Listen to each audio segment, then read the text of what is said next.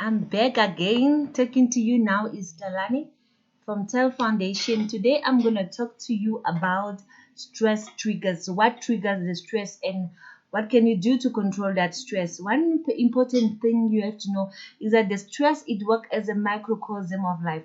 It is something that is controlled by family and relationship aspects. It can be controlled by overlapping demands. And also, one thing that is when talk about overlapping demand, one has to understand is that are these demands once off or they are one over the other. So when you talk about overlapping demand, it means that the demands are not ending, they are happening one over and over again. So you'll find yourself having a situation whereby today you need money for car for transport, tomorrow you need money for the children's needs, school fees, workplace events, programs, or even your husband needs a new car or whatever that you need. So your demands are never ending, they're always there. So they're never stopping to be taking place. So one thing that for you to be able to understand the stress triggers is that you have to understand what is stress. So the main thing about stress is the balance between what we have and what you need to have in order to do what you need to do. I hope you get me clear.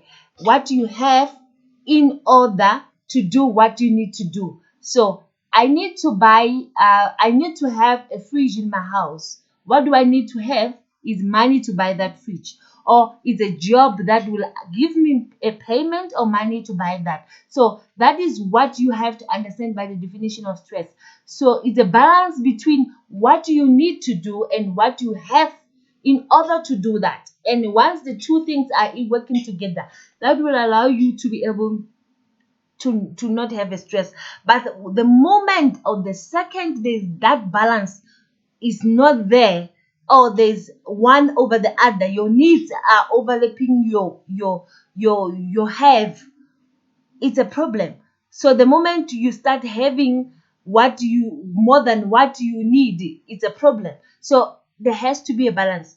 What you need and what you have, it has to have the two things. So what you have will allow you to do what you need. So what you need, you will do it, you will get it once you have something. So these two, they're working together as a pair. So that is the most triggers part of the stress. Now, one thing that we have to understand as people is what triggers those stress. Ke eng dintho tse etsang hore those stress continue to be there even if when you don't want it. So number one, it's your health concerns. The way you are you sick? Do you have any other illness that can contribute to your stress? Are you bothered by something? Is your health okay?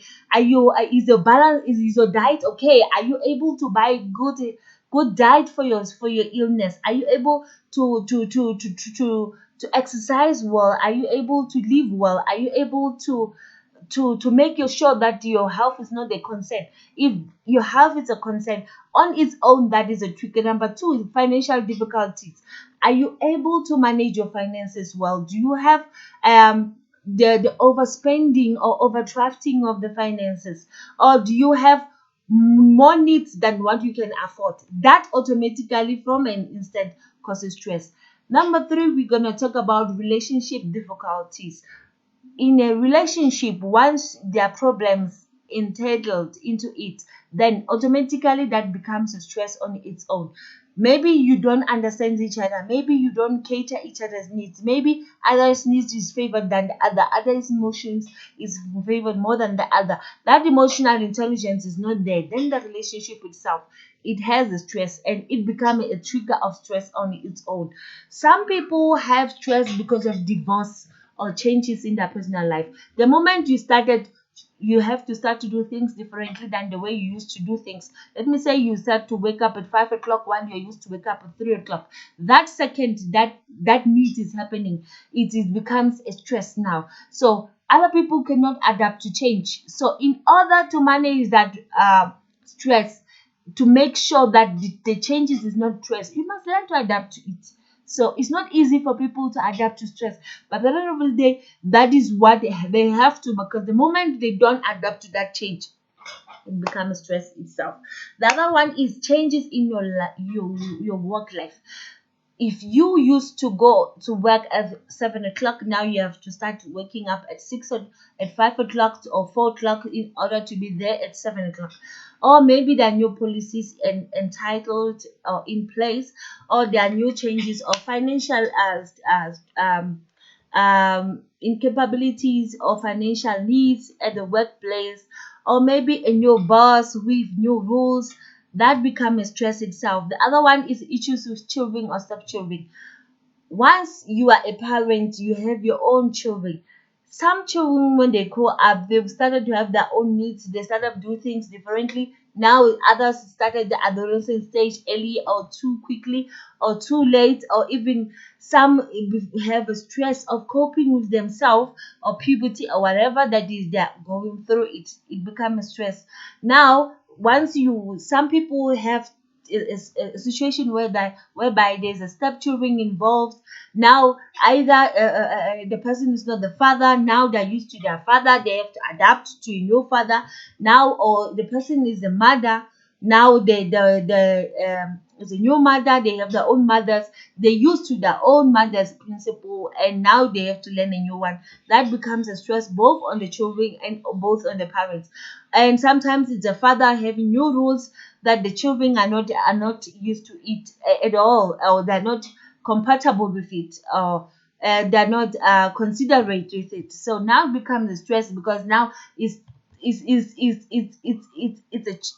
the issue of children growing, and it's the issue of parents needing to meet the demands of their children. That become a trigger of itself. The other thing is major change or events in the personal life. Let me say you are getting married.